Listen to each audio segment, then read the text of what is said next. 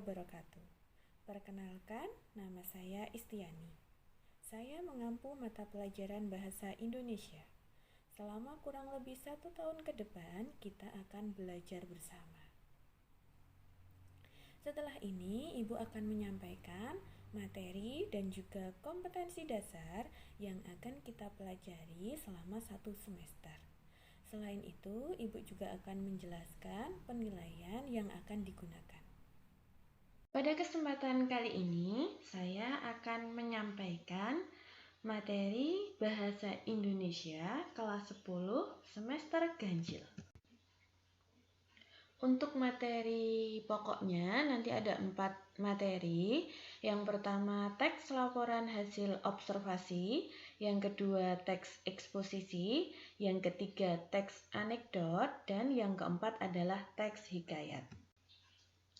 Untuk materi teks laporan hasil observasi, kompetensi dasar yang harus kalian capai ada 2. Yang pertama, KD 3.1 menganalisis isi dan aspek kebahasaan dari minimal 2 teks laporan hasil observasi berkaitan dengan bidang pekerjaan.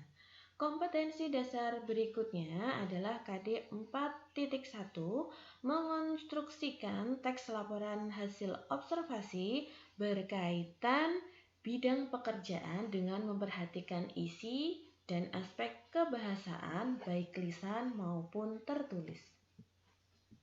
Materi yang kedua yaitu teks eksposisi. Kompetensi dasarnya 3.2 menganalisis struktur dan kebahasaan teks eksposisi yang berkaitan dengan bidang pekerjaan. KD 4.2 mengonstruksikan teks eksposisi berkaitan bidang pekerjaan dengan memperhatikan isi yang terdiri dari permasalahan, argumen, pengetahuan, dan rekomendasi, dan juga struktur dan kebahasaan. Untuk materi yang ketiga yaitu teks anekdot. Untuk teks anekdot di sini nanti kompetensi dasar yang harus kalian capai ada 4. Untuk KD 3.3 menganalisis teks anekdot dari aspek makna tersirat. KD 4.3 mengonstruksikan makna tersirat dalam sebuah teks anekdot baik lisan maupun tulis. KD 3.4 mengevaluasi struktur dan kebahasaan teks anekdot. KD 4.4 menciptakan kembali teks anekdot dengan memperhatikan struktur dan kebahasaan baik lisan maupun tulis.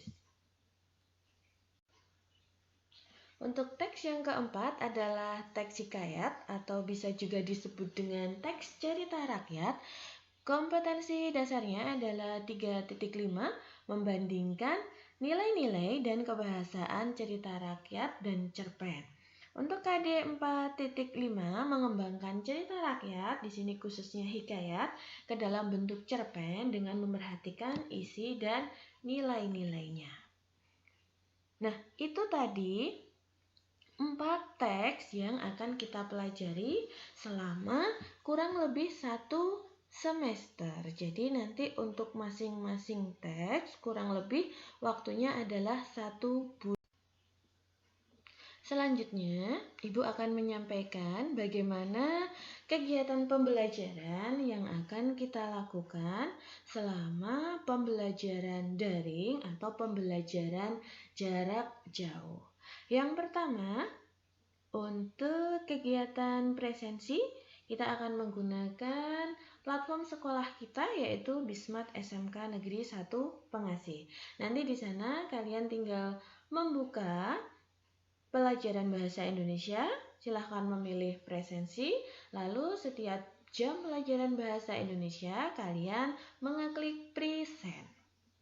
Yang kedua, untuk penyampaian materi, nanti kita juga menggunakan Bismat SMK Negeri 1 Pengasih dan juga menggunakan link YouTube yang Ibu bagikan.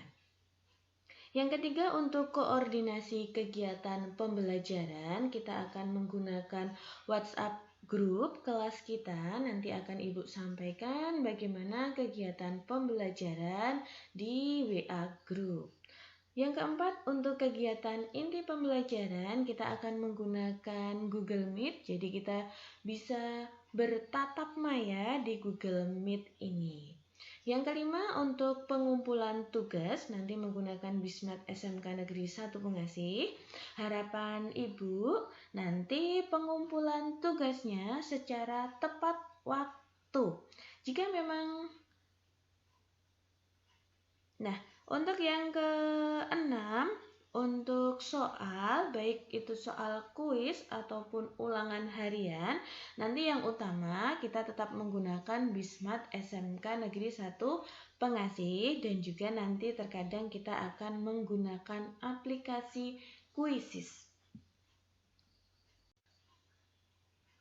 Berikutnya adalah kegiatan penilaian dalam mata pelajaran bahasa Indonesia.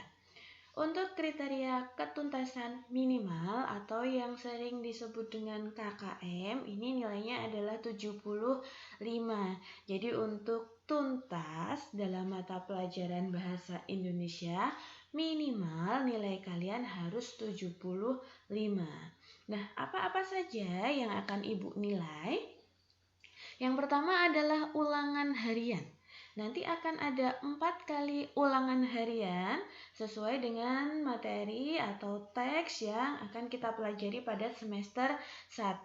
Jadi nanti untuk masing-masing materi akan ada 1 kali ulangan harian.